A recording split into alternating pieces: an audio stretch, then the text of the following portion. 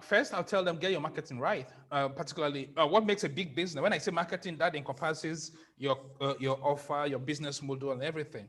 If you get that right, I believe strongly that what makes a big business, or what makes a business successful, and the one that fails is the business model. So you must get your pricing right. Like it's extremely important. You don't just, most businesses, and because of what we do, we have worked in more than 60 different industries. So we get to see this a lot. Business entrepreneurs, startups just have an idea. The next thing they want to do is, hey, boom, let's just go and do stuff without having, without sitting down to get their marketing right.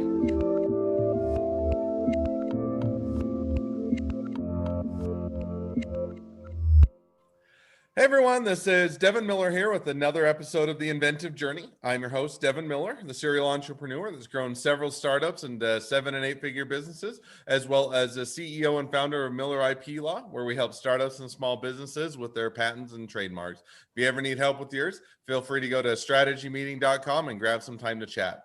Now, today we have another great guest on the podcast, Johnson Emmanuel, and Johnson was started a life as born in Africa, raised there, grew up there, learning to work hard in order to be successful, and seeing that that's one of the drivers of success.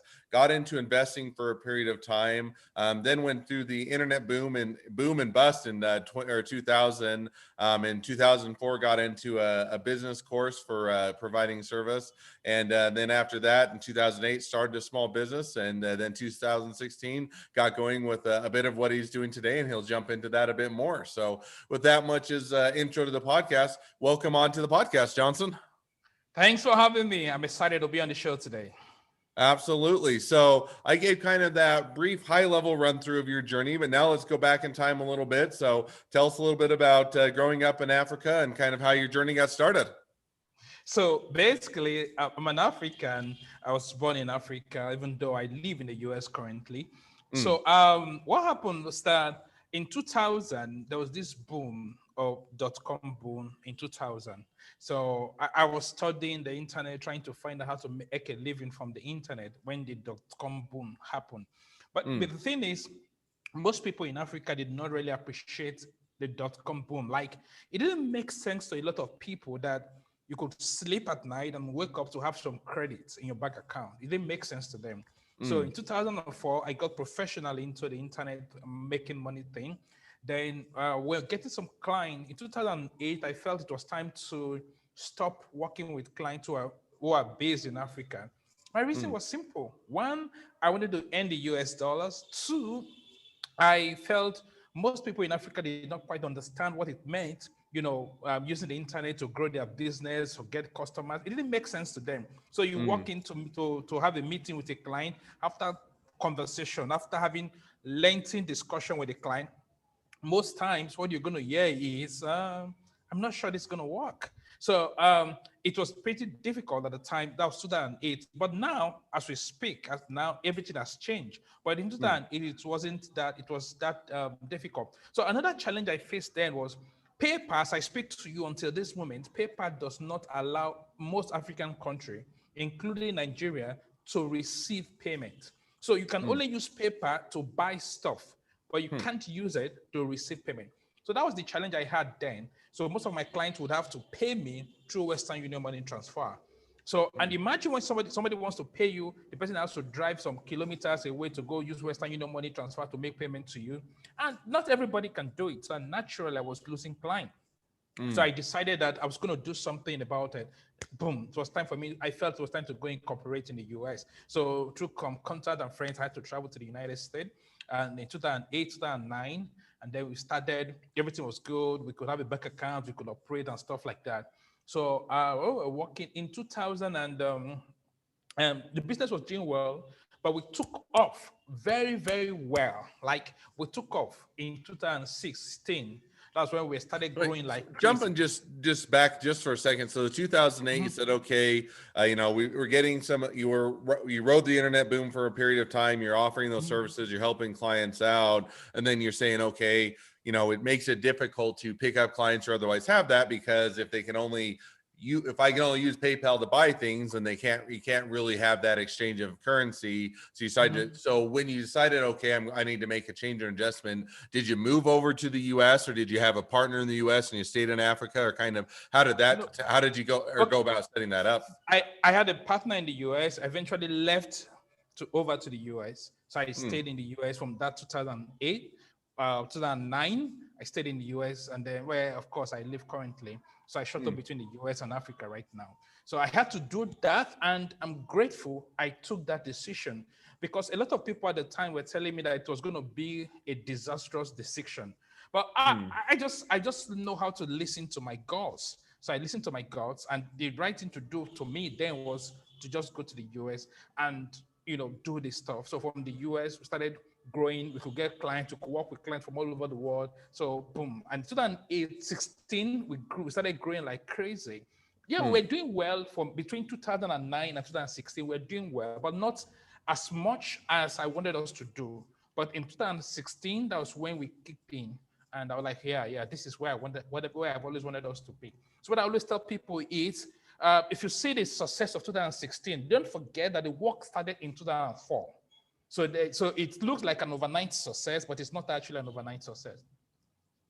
So now one question, and I know I keep going back just a little bit, but just filling in a couple or interesting points for at least myself. So you say, okay, I need to be in the US. I want to do that.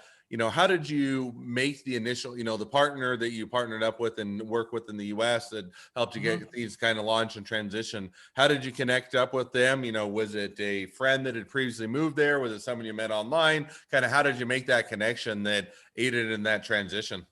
Okay, I at the time I was always reading a blog post. There's this Australian guy who lives in the US. I was already reading the blog post. Then we met. We started having this community.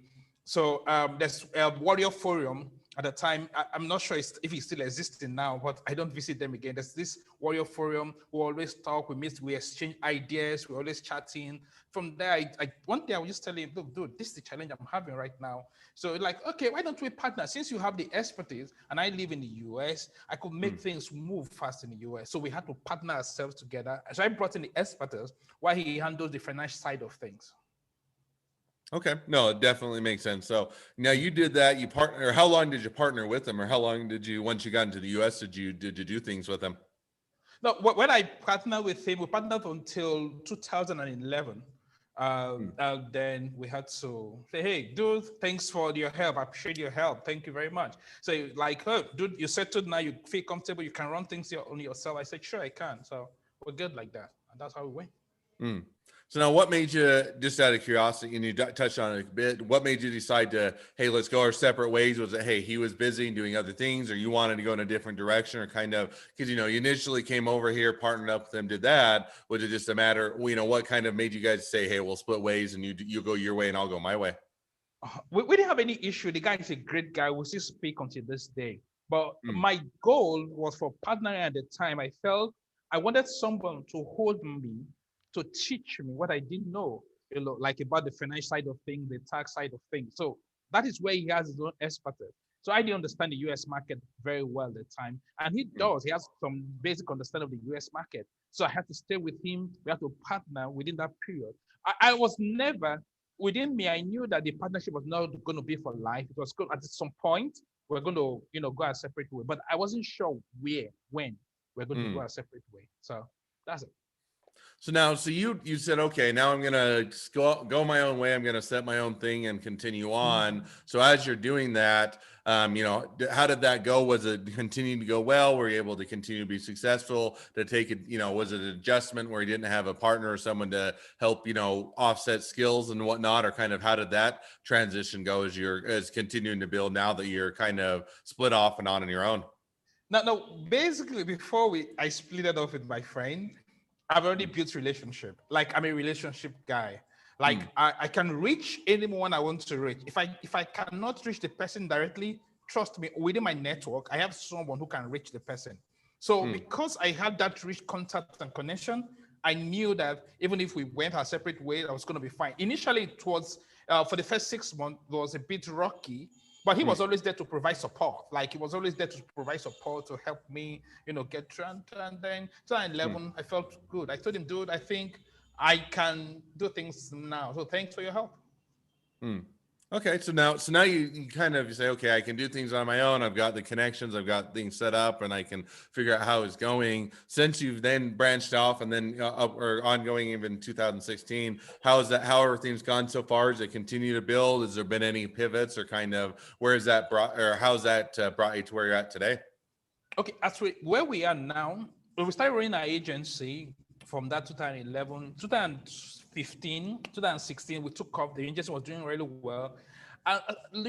About 2000, 2020, last year, during the lockdown, I started feeling like I think I'm tired of the agency kind of thing. Maybe it's time to begin to look into technology, building technological tool related to marketing tool. So that's where I'm trying to move our agency from just an agency to a marketing technology company. So Hmm. that's how we've moved, that's why how we are trying to transit and navigate into or pivot into other areas. Okay, no, makes perfect or makes sense. So now saying that kind of brings us up to where you're at today. Now kind of looking at the next, 6 to 12 months, where do you see things headed? Kind of what's the next steps? Well, right now we have a lot of clients we've signed contract with that will stay with us for the next 3 years. So we're still going to be working with clients. We're still going to accept some clients selectively. We're going to have shorter contracts with them, maybe 6 months, 12 months with them. The goal is still to help them while we gradually navigate into or pivot into becoming a technology company. Okay, no, makes sense. So it sounds like an addition or a fun direction to be in, kind of or continuing to adjust and pivot and shift towards becoming more and more of a technology company. Well, now as we kind of start to wrap up, Mhm. kind of gone through your journey and a little bit of where you're heading in the future. I always ask two questions towards the end of the podcast, so we'll go ahead and dive to those now. So the first question I always ask is, along your journey, what was the worst business decision you ever made, and what did you learn from it? Oh gosh, that's a good question. I think I've made quite a lot, and I'm not sure which one is the worst right now. But Mm, what I think was, and I see a lot of marketing agency do it. Was the worst decision I made was my reluctance or our reluctance as a company to begin to spend earlier on marketing ad. So you run a marketing agency, and then mm, you find it difficult to spend money to acquire customer because you feel that you can use content marketing, which is true. You can actually get it, but it makes things a bit far, and you're literally allowing Google to control everything. But when you begin mm. to spend money on ad, you are in control. You manage everything. You dictate your future. So that's the worst mistake we made. I think we made, but the way we corrected that was to, hey, dude, I woke up one morning, I called all my team together.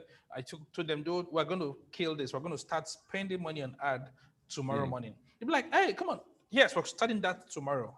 Like, is it mm. not too sudden? I said, no, it's not too sudden. And that has helped our business to explode. Oh, cool. No, it definitely is exciting. So something to make or something to learn from. And I certainly get where you're coming from. I mean, there's kind of two trains of thought, right? One in the sense that if you get into paid advertising, then you're always having to pay for leads versus if you can do SEO or you can do otherwise Mm-hmm. organic searching, then you're, not, or you can do social and those type of things, then you're able Yes. to generate that without having to pay. And but by the flip side, as soon as they switch their algorithms, as soon as they change something, you can go from a lot of free search traffic into nothing at all. So there's definitely a balance in figuring out what level of control versus what level you want to pay for that control type of thing. So definitely makes Exactly. sense. Personally, I just like to be in control all the time. Hmm. So now jumping maybe to the second question I always ask in the podcast, which is if you're talking to somebody that's just getting into a startup or a small business, what'd be the one piece of advice you'd give them?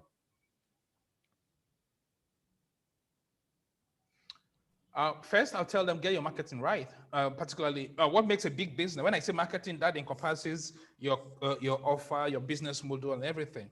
If you Hmm. get that right, I believe strongly that what makes a business a big business or what makes a business successful, and the one that fails is the business model. So you must get your pricing right. Like, it's extremely important. You don't just, most businesses, and because of what we do, we have worked in more than 60 different industries. So we get to see this a lot. Business entrepreneurs, startups just have an idea. The next thing they want to do is, hey, boom, let's just go and, do stuff without having, without sitting down to get their marketing right.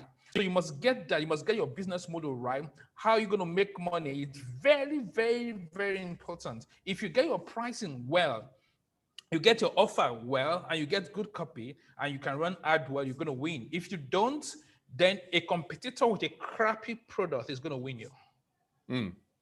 No, I definitely, I think that, one thing that's interesting is sometimes you think, hey, if I build a great product, if it's just awesome, everybody will be pounding down my doors to get to it, which is occasionally the case, but 99% of the time you're going to have that marketing, that sales, that outreach, the ability to actually let customers that may think your product is awesome know about it. And if you never reach them, they're not going to be able to buy it because they don't even know. So I think incorporating in that marketing plan as far and how you're going to reach customers and that outreach definitely is something that should be considered earlier on rather than waiting till after you try and get everything done and then trying to figure out how to actually sell this. So I absolutely agree with you. Businesses, startups should focus on day one.